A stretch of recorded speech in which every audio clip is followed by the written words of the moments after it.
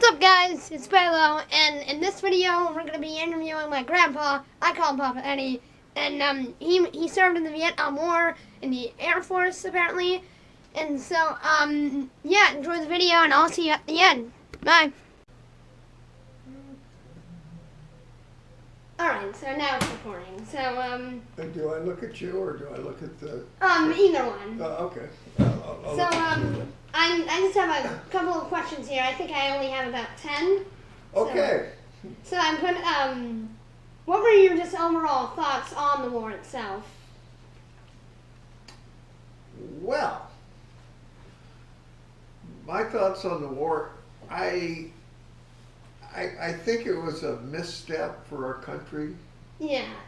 I mean, really, you know, when it was all said and done, there was a lot of sacrifice, there was a lot of brutality, and the North Vietnamese ended up taking the country anyway. Yeah. So it was a lot of lives. And So it was basically just a lot of fighting for something we didn't even gain. yes. Yeah. But pretty much it was, you know, it was in the long run, it wasn't really good for our country. Yeah. So, but it was a policy at the time. Yeah. It was, at the time we believed if one country fell, then it would have a domino effect, so we stepped in to save the world from communism. But over the 50 years, communism, Russian communism collapsed on its own weight anyway. Yeah. Okay, so. So, I put on the second card, did you enroll in the military or were you drafted? I volunteered. Okay. And I volunteered for the Air Force. I was in the Air Force. Oh, that answers this question too. Oh, okay. I'm sorry, I got ahead of you. Yeah, that's right. So, how long were you in the Air Force? I was in the Air Force almost 4 years. Okay. So, okay. So this one says, did you have any, close friends while you were, like, from the military when you were there? Did I make close friends? Yeah. Uh, Or just friends in general? yeah, I made some friends, like we all do, but I haven't kept in touch with any of them. I kind of put that out of my, when I got out of the military, I put that behind me. Yeah. So. So, on this I also wrote, how did your family, like your brothers, sisters, your mom, how did they all react when you left for the war? My mom was very upset. Yeah. She was really, I volunteered to go to Vietnam. Yeah. And my mom was very upset with me that I did that. Yeah. So I could have probably not had to go to Vietnam, but I was in the military, so I volunteered to go to Vietnam. Yeah. So, when you were in the Air Force, what was the most memorable experience you had? If you can remember any of it. Oh, I remember one. We were, now that you mentioned it, I was in bulk fuels in Vietnam. That was my job, as I took care of, we stored, you know, all the fuels that run the aircraft, run the base, and with huge tanks. And we received our fuel via pipeline from some Gulf, I don't know the name of it, but the Army was in charge of the pipeline, and we received the fuel in our tanks. And so and we were running the job, and I kept telling them, turn it off, because you had to have them turn it off before the tanks are full. And the sergeant that I was working for kept letting it run. I said, we have to turn this off now. You have to turn it off now. And they said, no, we can get some more. But we ended up overflowing the tanks, and then we had to shut it off. We ended up breaking the line. So that was memorable. So and then we had a lot of fun stuff. Yeah. When I was in Florida, that was my first duty station, was in Orlando, Florida. Yeah. And that's where Disney World is now. But we used to, you know, get, you know, I used to have a little MGA, and I used to go to Daytona Beach on the weekends. So we could go to Daytona Beach for one day, or I could go to the other side of the Gulf at St. Petersburg. So that was fun. Yeah. So I had fun and had a girlfriend, you know.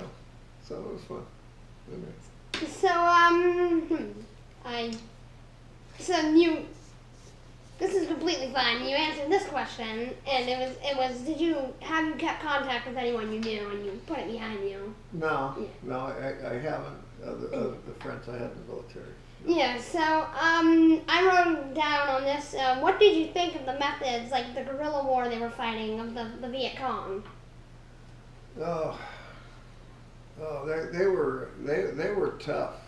You know, they would dig in. They lived in tunnels. They were tough. They were fighting for their homeland. So it was guerrilla warfare. And they knew the land much better than we did. Yeah, and they were ready for us. They had a whole elaborate system of resupplies, and so I mean it was effective Yeah. for them. So It was brutal for us. Yeah. You know, with the booby traps and the bungee cords and So I'm not. So did you actually get to go out in an aircraft and fight? No. Oh, so you basically your job the whole time is to keep the fuel Fuels. safe.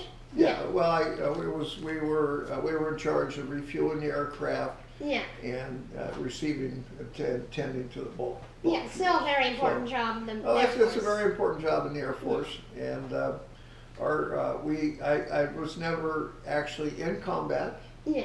but on the Tet Offensive of 67 and 68, 68 and 69, where our base got attacked. Oh. So that was the closest I came. Yeah, I think there's a part in this book that says something about the Tet offense. I'll try and find it. Yeah, that was a big push by the North Vietnamese. They attacked throughout the country. They waged a huge, massive campaign. The Tet. I believe it was the Tet is the Chinese New Year. Yeah, I'm pretty sure that's where. Yeah. I'll try and find the page. It's an honor. Almost.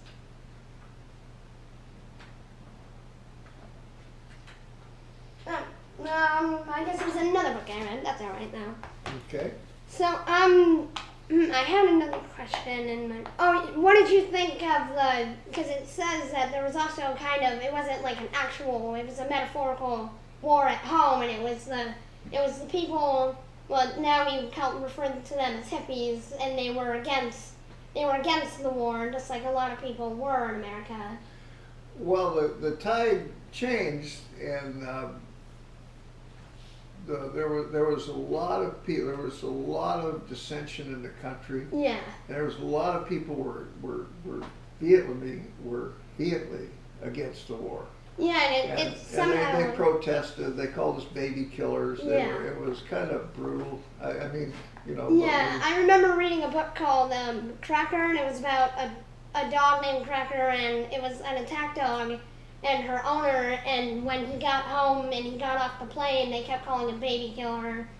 But because I read in this that there was a lot of magazines that were publishing like the American Army blowing up villages which that caused a lot of uproar back here in America. It did, and it was.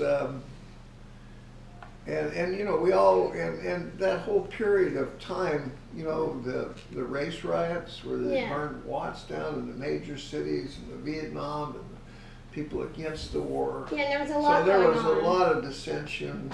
Kent University where they killed the students. There's just all that was going on at the time. And it eventually ruined Lyndon Johnson's presidency, so he couldn't run for another term. Yes, he decided not to run for another term. I don't think he could have gotten elected. Yeah, he lost the popular vote there. Yeah, yes, he did. And even somebody, Walter Cronkite was the CBS News anchor who was very popular. Yeah. And somebody asked him what he thought of the war. And so he gave his opinion, and he was really against the war. And Lyndon Johnson said at that time, well, we've lost Walter Cronkite, we've lost the appeal. Yeah. So, our last question of this is, did you, besides all the bad things, especially that aside, did you enjoy your overall time in service? Well, I'm glad you answered that question. I didn't like being in the military when I was in the military. But as I got older and looked back on it, it was a great experience for me. Yeah, a learning experience. It was very much a learning experience. I got a lot out of it, more than just serving. And I'm very proud that I served. Even though it was an unpopular war, I'm proud of my service. Yeah. So I was discharged honorably. So. Well, thanks for doing this. And, I'm more than happy to do it. I wish I had a combat story or something to tell you, but yeah, no problem. This was interesting to hear the opinions on someone who was actually lived it and experienced it firsthand. Yeah, and then I, like I said, when I got out of the military, I put the military behind me. Yeah. I didn't think about it for years. And then you want to hear something that's just funny. This is just funny. Or it's not funny, but I was in a little place called Tui Wa, is where I served. And I've run into all kinds of people, and nobody ever heard of Tui Wa. Nobody. Okay? So when I moved here and married your grandmother, and I met Kent Allen, who lives across the street, he was stationed in Tui Wa. I said, well, you've never probably heard of this place, it's Tui Wa. He says, yeah, I was stationed there. So they had Tui Wa Air Force Base and Tui Wa Army. Oh. So and he was in the Army. He was in the Army, I was in the Air Force, and he was in Tui Wa Army, and I was in Tui Wa Air Force. So that was, what are the chances of that? Yeah. And then my friend Alex McCullough, was a neighbor down there, and he said, where were you? He said, I was in Tui Wa, and he said, well, I've been there also. So he was at TDY, he was there at Tui Wa. So wow, that's it's fun. It's odd. So anyway. So thanks for watching, and so that was the interview of my Papa Eddie, and so I hope you guys enjoyed. Like, comment, and most importantly, subscribe. Bye, guys.